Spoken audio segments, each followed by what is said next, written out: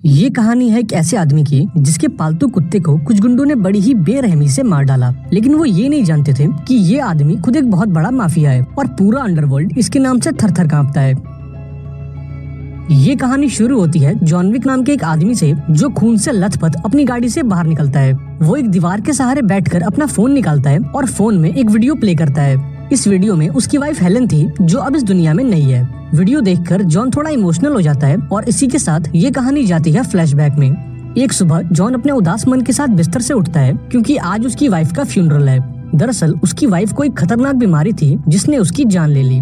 John को आज भी वो दिन याद है जब वो हेलन से पहली बार मिला था। उसके साथ बिताया हर एक पल जॉन की जिंदगी के सबसे खुशनुमा पल थे। लेकिन आज का दिन जॉन की लाइफ का सबसे बुरा दिन होने वाला था क्योंकि उसे एक ऐसे इंसान को अलविदा कहना था जिससे वो सबसे ज्यादा प्यार करता है। खैर, अपने भारी मन के साथ उसने हेलन को आखिरी विदाई दी और काफी देर तक वहीं खड़ा रहा। यहाँ जॉन का एक पुराना साथी उससे मिलने आया जिसका नाम था मार्कस। किसी जमाने में जॉन और मार्कस एक साथ काम किया करते थे, लेकिन फिर इनकी जिंदगी बदल गई और इनके रास्ते अलग हो गए। यहाँ जॉन को लग रहा था कि शायद मार्कस उसे दोबारा से साथ काम करने के लिए मनाने आया है, लेकिन मार्कस तो सिर्फ अपने दोस्त से मिलने आया था जिसने अभी अभी अपनी वाइफ को खोया है। इन दोनों ने थोड़ी देर बात की और फिर मार्कस वहाँ से चला गया। उस रात जॉन के घर एक पार्सल आया जो उसे उसकी वाइफ ने भेजा था। हेलन ने मरने से पहले ही जॉन को यह तोहफा देने का फैसला किया था। जब उसने बॉक्स को खोला तो उसके अंदर से एक छोटा सा पपी निकला। बॉक्स के ऊपर उसे हेलन का लेटर मिला जिसमें उसने लिखा था कि मेरे मरने के बाद तुम्हें अपनी लाइफ में आगे बढ़ना होगा और मेरी जगह किसी और को देनी होगी, इसलिए मैंने तुम्हें ये पपी गिफ्ट किया है ताकि तुम फिर से प्यार करना सीख सको। अब ये लेटर पढ़कर जॉन काफी इमोशनल हो गया और फूट फूट कर रोने लगा। इसके बाद जब उसने पपी को बाहर निकाला तो ये नोटिस किया कि हेलन ने उसका नाम डेजी रखा है। वो डेजी को लेकर अपने कमरे में आया और उसके लिए एक छोटा सा बिस्तर लगाया। थोड़ी देर तक वो डेजी के साथ खेलता रहा और फिर सोने चला गया। अगली सुबह जॉन को यह एहसास हुआ कि उसके पास कुत्तों का खाना तो है ही नहीं। उसने फटाफट से अपनी मस्टैंग निकाली और डेजी को लेकर मार्केट चला गया। रास्ते में वो एक पेट्रोल पंप पर रुका और अपनी गाड़ी में तेल भरने लगा। तभी वहाँ एक और गाड़ी आई जिसके अंदर जोरदार म्यूजिक चल रहा था। गाड़ी से योसेफ नाम का एक गुंडा बाहर आया जो इस देश के सबसे बड़े गैंगस्टर वीगो का बेटा था। योसेफ के साथी दुकान के अंदर चले गए और इधर योसेफ जॉन से बातें करने लगा। उसने जॉन के मस्टैंग की तारीफ की और उससे उसकी कीमत पूछी। इस पर जॉन ने कहा कि उसकी गाड़ी बिकाऊ नहीं है और वो इसे बेचना नहीं चाहता। अब गुस्से में योसेफ जॉन की खिड़की पर आया और उसे रशियन में गाली देने लगा, लेकिन अपने जॉन विक ने भी कोई कच्ची गोलियां नहीं खेली। उसने भी योसेफ को रशियन में गाली दी और वहाँ से चला गया। उस रात जब जॉन अपने कमरे में था तब डेजी जोर जोर से भौंकने लगी क्योंकि उसे बाथरूम जाना था। जब जॉन डेजी को लेकर नीचे आया तो उसे दो नकाबपोश लोग दिखे जो उसके घर में घुस आए थे। अभी वो कुछ करता इससे पहले एक तीसरे बंदे ने उस पर हमला कर दिया। अब इन तीनों ने मिलकर जॉन की जोरदार पिटाई करी और उससे उसकी गाड़ी की चाबी मांगी, लेकिन जब जॉन ने उन्हें कुछ नहीं बताया तो ये उसके घर में तोड़फोड़ करने लगे। इस दौरान डेजी एक टेबल के नीचे छुप गई, पर बदकिस्मती से एक गुंडे ने उसे देख लिया और उसकी गर्दन तोड़कर उसे मार डाला। इसके बाद वो जॉन के पास आया और अपने चेहरे से नकाब हटाया और अब ये खुलासा हुआ कि ये आदमी कोई और नहीं बल्कि योसेफ है। उसने जॉन को एक घूंसा मारकर उसे बेहोश कर दिया और उसकी गाड़ी लेकर वहाँ से चला गया। कुछ घंटों बाद जब जॉन की आंख खुली तब तक डेजी मर चुकी थी। डेजी की मौत के बाद जॉन पूरी तरह से टूट चुका था क्योंकि ये पपी उसकी वाइफ की आखिरी निशानी थी। थोड़ा रोने के बाद जॉन ने खुद को संभाला और डेजी की डेड बॉडी को अपने गार्डन में दफना दिया। उधर योसेफ जॉन की कार को लेकर ऑरेलियो नाम के एक आदमी के पास पहुंचा। ऑरेलियो एक गैराज चलाता है जहां वो गाड़ियों की रिपेयरिंग और उसकी मॉडिफिकेशन करता है। योसेफ ने ऑरेलियो से कहा कि मुझे इस गाड़ी के नए पेपर्स और एक नया नंबर प्लेट चाहिए, लेकिन जब ऑरेलियो ने इस कार को देखा तो वो फौरन समझ गया कि ये गाड़ी जॉन विक की है। उसने डरते हुए योसेफ से पूछा कि उसे ये गाड़ी कहाँ से मिली। यहाँ योसेफ ने उसे पूरी बात बताई कि कैसे उसने एक आदमी की गाड़ी चुराई और उसके कुत्ते को उसकी आंखों के सामने मार डाला। अब ये सुनते ही ऑरेलियो ने योसेफ को एक जोरदार थप्पड़ लगाया और उसे अपने गैराज से निकल जाने को कहा। अब गुस्से में आकर योसेफ ने भी उसे दो चार बातें सुनाई और वहाँ से निकल गया। इधर जॉन ने अपने घर की साफ सफाई की और फौरन ऑरेलियो के गैराज पहुंचा। उसने ऑरेलियो से योसेफ के बारे में पूछा, जिस पर ऑरेलियो ने बताया कि उसकी गाड़ी योसेफ ने ही चुराई है और उसके कुत्ते को भी उसी ने मारा है। ये सुनकर जॉन ने ऑरेलियो से एक सेकेंड हैंड गाड़ी खरीदी और योसेफ की तलाश में निकल गया। उस रात ऑरेलियो को वीगो नाम की एक माफिया का कॉल आया जो असल में योसेफ का बाप था। वीगो ऑरेलियो को गालियां बक रहा था क्योंकि उसने उसके बेटे को थप्पड़ मारा था, लेकिन जब ऑरेलियो ने बताया कि योसेफ ने जॉन विक की गाड़ी चुराई है और तो और उसके कुत्ते को भी मार डाला है तो वीगो बिल्कुल शांत हो गया और फोन कट कर दिया। अब जॉन विक का नाम सुनते ही वीगो का गुस्सा डर में बदल गया और उसे योसेफ की फिक्र होने लगी। थोड़ी देर बाद जब योसेफ घर लौटा तो वीगो ने उसे अपने पास बुलाया। उसने योसेफ को शराब का ग्लास दिया और फिर उसके पेट में एक जोरदार मुक्का मारा। योसेफ को समझ नहीं आ रहा था कि उसका बाप उसे क्यों धो रहा है। उसने पूछने की कोशिश भी की पर वीगो उसे धोता गया। थोड़ी धुनाई के बाद वीगो ने योसेफ से कहा कि तेरी गलती ये नहीं है कि तूने किसी की गाड़ी चुराई या किसी के कुत्ते को मारा, बल्कि तेरी गलती तो ये है कि तूने जॉन विक की गाड़ी चुराई और उसके कुत्ते को मारा। वीगो ने बताया कि किसी जमाने में जॉन विक उसके साथ काम किया करता था और पूरा अंडरवर्ल्ड उसे बुगीमैन के नाम से जानता था। जॉन विक कितना खतरनाक है वो इसका अंदाजा इस बात से लगा सकता है कि एक बार उसने एक पेंसिल को यूज करके 3 लोगों को मार डाला था। वो इतना खतरनाक था कि दुनिया भर के माफियाज भी उससे पंगे लेने में घबराते थे। जो काम सभी को इम्पॉसिबल लगता वो काम जॉन विक के बाएं हाथ का खेल था। लेकिन एक दिन उसकी मुलाकात हेलेन से हुई और उसके बाद से ही उसने सारे गलत काम छोड़ दिए।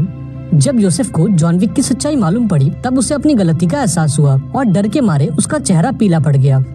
वीगो ने योसेफ से कहा कि देख भाई, अगर जॉन विक तुझे मारने निकला है तो तेरे बचने के चांसेस तो 0 हैं, लेकिन फिर भी मैं तुझे बचाने की कोशिश करूंगा क्योंकि बदकिस्मती से तू मेरा बेटा है। अब योसेफ के वहाँ से जाते ही वीगो जॉन विक को कॉल करता है और मामले को सुलटाने की कोशिश करता है, लेकिन जॉन बिना कुछ सुने ही फोन को कट कर देता है। इसके बाद वो अपने बेसमेंट में जाता है और फर्श को तोड़कर अंदर से कुछ बंदूकें और ढेर सारे सोने के सिक्के निकालता है। इधर वीगो के पास कोई और ऑप्शन नहीं था, इसलिए उसने जॉन विक को खत्म करने का फैसला किया। उस रात उसने 12 हिटमैन की टीम को जॉन विक के घर भेजा ताकि वो उसे मार सके, लेकिन अपना हीरो भी इसके लिए तैयार बैठा था। उसने बड़ी आसानी से इन सभी को मार डाला और आखिरी हिटमैन को चाकू मारकर ये खूनी खेल खत्म किया। तभी जॉन के घर की घंटी बजी क्योंकि बाहर एक पुलिस वाला खड़ा था। इस ऑफिसर का नाम जिमी था और ये जॉन को पहले से जानता था। जब जिमी ने घर के अंदर लाशें देखी तो उसने जॉन से पूछा कि क्या उसने दोबारा से अंडरवर्ल्ड ज्वाइन कर लिया है, जिस पर जॉन ने कहा कि वो तो बस कुछ पुराना हिसाब किताब चुकता कर रहा था। अब ऑफिसर के जाने के बाद उसने कुछ लोगों को कॉल किया जो एक क्राइम सीन की सफाई और बॉडीज को ठिकाने लगाने में एक्सपर्ट थे और इन लोगों ने पहले भी जॉन विक के लिए काफी सफाई की थी। इन लोगों ने फटाफट से पूरा घर साफ कर दिया और जाते जाते जॉन ने इन्हें कुछ सोने के सिक्के दिए। इधर वीगो जॉन विक के पुराने दोस्त मार्कस से मिला और उसे एक ऑफर दिया कि अगर वो जॉन को मार देगा तो उसे बदले में $2 मिलियन मिलेंगे। मार्कस को ये ऑफर पसंद आया और उसने खुशी खुशी जॉन विक की सुपारी ले ली। इसके बाद जॉन एक होटल में आकर रुका ताकि वो वीगो के गुंडों से बचा रहे। दरअसल ये होटल काफी खास है क्योंकि इसे सिर्फ अंडरवर्ल्ड के क्रिमिनल्स यूज करते हैं और यहाँ का एक रूल है कि होटल के अंदर कोई भी खून खराबा नहीं करेगा और अगर कोई ऐसा करता है तो उसे इसकी कीमत अपनी जान देकर चुकानी पड़ेगी। जब जॉन होटल के अंदर आया तो उसे उसकी एक पुरानी दोस्त पर्किंस मिली जो पहले से ही इस होटल में मौजूद थी। इस होटल के मालिक का नाम विंस्टन था और वो जॉन का पुराना दोस्त था। शाम को जॉन विंस्टन से मिला और उससे योसेफ के बारे में पूछा। यहाँ विंस्टन ने बताया कि योसेफ हर रात रेड सर्कल नाम के एक नाइट क्लब में पार्टी करता है। इन्फॉर्मेशन मिलते ही जॉन ने ढेर सारे हथियार इकट्ठा किए और फटाफट से उस नाइट क्लब में पहुंचा। सबसे पहले उसने 2 गार्ड्स को मारा जो योसेफ की पहरेदारी में लगे थे। इसके बाद वो नीचे गया और जिस किसी ने भी उसे रोकने की कोशिश की जॉन ने उसे मौत के घाट उतार दिया। इधर योसेफ महंगी दारू और खूबसूरत लड़कियों के बीच अपनी रात गुजार रहा था कि तभी वहाँ जॉन विका पहुंचा। उसके आते ही वहाँ जोरदार गोलीबारी शुरू हो गई और जॉन ने बड़ी ही सफाई से योसेफ के कई गार्ड्स को मार डाला। हालांकि योसेफ मौका देखकर क्लब से बाहर आ गया और एक गाड़ी में बैठकर वहाँ से फरार हो गया। इधर जॉन ने उसके एक एक आदमी को चुन चुन कर मारा, लेकिन इस दौरान एक चाकू से भी लग गया। इसके बाद वो अपने होटल में वापस आया जहाँ एक डॉक्टर ने उसकी मरहम पट्टी करी। फिर वो अपने कमरे में गया और थोड़ी शराब पीकर अपने दर्द को आराम दिया। उस रात मार्कस सामने वाली बिल्डिंग के छत पर गया और वहाँ से जॉन पर निशाना लगाकर बैठ गया। तभी उसने देखा कि कोई चुपके से जॉन के कमरे में घुसने की कोशिश कर रहा था और ये देखते ही उसने जॉन को सावधान करने के लिए गोली चला दी। ये इंसान कोई और नहीं बल्कि जॉन की पुरानी दोस्त पर्किंस थी। पर्किंस ने जॉन पर कई गोलियां चलाई, लेकिन जॉन बड़ी ही सफाई से उनसे बचता गया। यहाँ पर्किंस ने बताया कि अगर मैं तुम्हें इस होटल के अंदर मार दूंगी तो वीगो मुझे $4 मिलियन देगा। जल्द ही इनकी हाथापाई शुरू हो गई, लेकिन जॉन ने घायल होने के बावजूद भी पर्किंस को धर दबोचा और उसके सर पर बंदूक लगा दी। यहाँ पर्किंस ने अपनी जान बचाने के लिए जॉन को वीगो के बारे में कुछ इन्फॉर्मेशन दी। उसने बताया कि वीगो अपने सारे पैसे और जरूरी फाइल्स को एक चर्च के बेसमेंट में छुपा कर रखता है। अब ये इन्फॉर्मेशन मिलते ही उसने पर्किंस को बेहोश कर दिया और बगल वाले कमरे में मौजूद अपने दोस्त हैरी से पर्किंस पर नजर रखने को कहा। इसके बाद वो उस चर्च में आया जहाँ वीगो ने अपना खजाना छुपा कर रखा था। चर्च में घुसते ही उसने सभी गार्ड्स को मार डाला और वहाँ के नकली फादर को धमकाकर उसे तिजोरी तक ले गया। उसने तिजोरी में मौजूद लेडीज को बाहर निकाला और वीगो के पूरे खजाने में आग लगा दी। जब वीगो को इस बात की खबर लगी तो वो भागा भागा उस चर्च पर पहुंचा, लेकिन अपना जॉन विक यहाँ पहले से मौजूद था। उसने उन सभी पर गोलियों की बारिश कर दी और वीगो के सभी गार्ड्स को एक एक करके मारता गया। लेकिन बदकिस्मती से एक गाड़ी ने जॉन को टक्कर मार दी और वो जमीन पर गिरकर बेहोश हो गया। जब जॉन की आंख खुली तो उसने खुद को एक चेयर से बंधा हुआ पाया।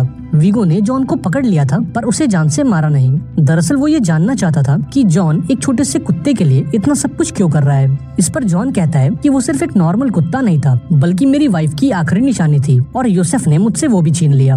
वो वीगो से कहता है कि अब तेरे पास केवल 2 रास्ते हैं, या तो तू मुझे यूसुफ का पता बता दे या फिर उसके साथ साथ तू भी गोली खा।